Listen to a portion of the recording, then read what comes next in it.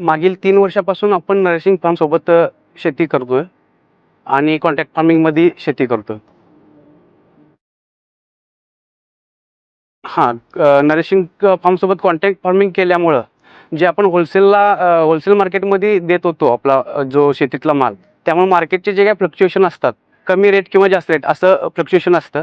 परंतु नरेशिंग फार्ममध्ये आपल्याला एकच रेट भेटत असले, फिक्स रेट भेटत असल्यामुळे म्हणजे ज्यावेळी मार्केट डाऊन होईल त्यावेळी आपल्याला जे काही प्रॉब्लेम येणार आहेत ते होत नाहीत आणि नरेशिंगपासून आपल्याला चांगला फायदा भेटतो.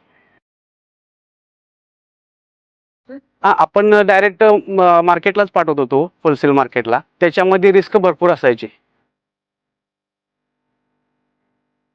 हां, फिक्स रेट असल्यामुळं काही टेन्शन राहत नाही. बाहेरच्या मार्केटपेक्षा चांगला भाव भेटतो इथे. आणि नर्सिंगमध्ये आल्यापासून साधारण आमचे 50% उत्पादन वाढलेलं आहे. नरेशिंग फार्ममध्ये आल्यापासून रेसिड्यू फ्री उत्पादन कसे काढायचे, त्याच्यानंतर क्वालिटी कशी मेंटेन ठेवायची आणि प्रोडक्शन कसं वाढवायचं, हे 3 गोष्टी आम्हाला चांगल्या भेटल्या शिकायला.